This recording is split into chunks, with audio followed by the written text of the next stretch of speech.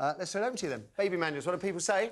We have Nicola first on line 2. Nicola, good morning. Good morning, Matthew. Are you a fan? I'm absolutely not a fan of baby books. I've got a 5-month-old son. On the run-up to his birth, I was so nervous about having a baby, bringing him home, what am I going to do with him? But at the same time, I was so heavily pregnant and tired, I couldn't be bothered to read anything, apart from just all I wanted to do was sit in front of the TV and do nothing.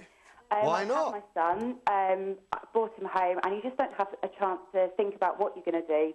Life's so busy once you've got your child. You have to make decisions on the spur of the moment. Mother Nature is such a powerful thing.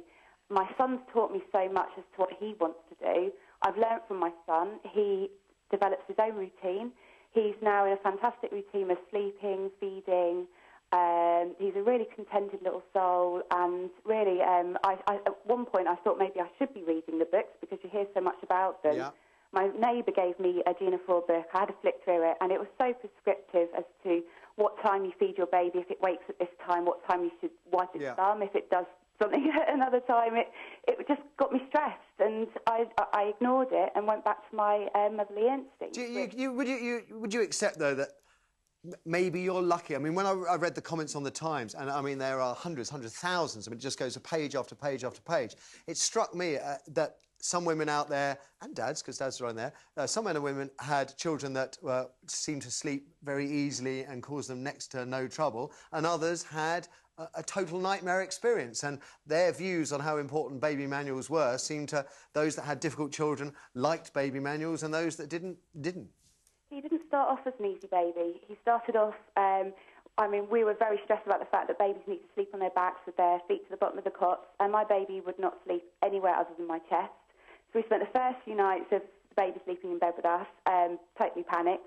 We then had to take our own sort of common sense, really, and try to adjust his sleeping patterns to the advised sleeping patterns and move him into his Moses basket. So it wasn't easy from the start. No. He was difficult. He was Good for you. Newborn babies. You'd imagine newborn babies to be. All right, Nick, I think it must take a certain amount of self-confidence to let your instincts take over, I guess. Thank you for the call. So we have Holly on line 4. Sorry, go on, Hannah. I was just going to say, I thought she said something really lovely, which was, I learnt from my baby. Yeah. And I thought, how lovely is that? That should be how babies are different. Yeah. Manuals don't seem to... Go on, Kirsty. Holly does read manuals, and she's on 4. OK, Holly, good morning. Hi there. Hi, Matthew. How are you? Very well, thank you. So who's your guru? Who do you like? Oh, Gina Ford. OK. And Annabelle Carmel. OK. Yeah, we have on this show with food. What is it about Gina Ford's books that have been so helpful? Well, I know you touched on it earlier. I grew up, my sister's 10 years older than me. So I grew up with no babies around me, and then I moved away about an hour away from my mum. Right. So I didn't really have a support network at all, and I didn't really have contact with babies. So when I had my son, I was just really thankful for Gina Ford, just because I had someone I could have a book that I could look at for any bit of advice. Because I couldn't just phone my mum's a teacher, so I couldn't phone her up during the day and say, what do I do? What made you choose Gina Ford out of all the different authors that are out there from Dr. Spock onwards? I got it recommended to me by my sister. OK. She had a wee boy, and it really helped her with the sleep patterns, and then it's really helped me as well, so I would thoroughly recommend it to any mum, really. And do you follow her pronouncements religiously, or do you just dip in there for advice when you need it? I did at first. I've sort of weaned myself off it now. He's 7 months old now. But I did it first, and it definitely helped, especially if you're breastfeeding. They don't tend to sleep as longer at night as they do when they're bottle feeding. Right. So it really helped me to sort of teach myself to know when I actually had to feed him when he was waking up because he was hungry, or when I could maybe just leave him for 5 minutes just to see if he settled himself back. What about your instinct, Holly, that we've heard so much about from the panel and from our previous caller?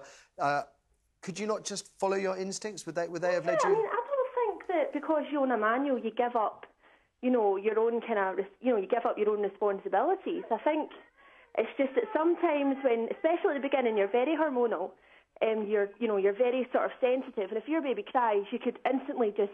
Your instinct might be to just instantly feed them, and then that could lead to sort of... A few of my friends have got babies now that feed more through the night than they do during the day. OK.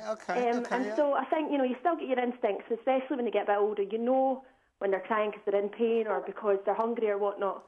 But and before that, you need something like a book just to kind of Just to give you a helping hand and a bit of guidance at the beginning. All right, Holly, Can I thank just you. ask, out of interest, do you use any other manuals for any other area of your life? No, just interest, really. Well, no, but then I've grown up with examples of how to live my life from my mum and dad of any other area of my life except for child reading. Okay. You know what I mean? That's You know, hard you to get that argue around you all the time. Whereas with a new baby, you're not in a community anymore where you see people bringing up babies, you know, right in front of you all the time. See, Holly, because I like manuals, because I'm a boy, and my house is filled with how to fix cars, how to fix motorbikes, how to fix just about everything, and I can follow them because when you're dealing in absolutes, and you know, if you need to assemble an engine, you have to assemble an engine in a certain way, otherwise it will fall apart. The thing that I find so weird about baby manuals is I don't know if anything is absolutely right or absolutely wrong, and really the child must be kept in absolute dark from birth. I mean, it does seem that all the millions of parents out there that choose to maybe have the baby in the bedroom with them are suddenly made to feel slightly guilty, or that they're not doing their children any good, and that's the bit that I have problems with. That's where your instincts kick in. You choose if you want to follow anyone, who you want to follow, and I don't think any mum has a right to make any other mum feel like they're not doing a good job, or they're doing something wrong, or they're following something wrong. Gina, forgive me, I'm going to jump in. I want to get one more in if we can before the break. Yeah, we've got Zoe. She's on line 3. Zoe, good morning. Good morning, how are you? I'm tip-top, thank you. So what do we think about baby manuals? Do you know what? I was listening to your last two callers there, and I think it's got to be a little bit of both, in my opinion. I mean, every single baby's different. Every single parent, be it the mother or the father, whoever's raising, is different. And so is every piece of advice. One woman writing one book can be correct for everybody. Yeah, that's what I was going to say, because all the bits of advice, they seem to be quite contradictorial. Every bit you hear seems to contradict the previous bit you've heard. Absolutely, absolutely. I mean, I think I bought 3 books when I fell pregnant, partly because you're interested in seeing what's growing when you're actually pregnant. Yeah. But then to follow on after, I mean, you read some bits, one saying do this, one saying do that. You could drive yourself insane if you actually took every single word as gospel. But, I mean, what I sort of was listening to with your previous caller is she actually used the phrase, I tried to wean myself off the book. Yeah. And you think, Jane, you're weaning yourself off the book. Isn't this supposed to be about the baby? Heroin, crack, baby manuals. I mean, there's a link. You started off with alcohol and look where it led to. Babies, oh dear, it doesn't bear thinking about. Really. Excellent. In fact, Zoe, your call finishes up with just what most of the parents that I've been speaking to who work on this show were saying, which is that every parent they know has a shelf full of baby books. You just choose not to read them. Yeah.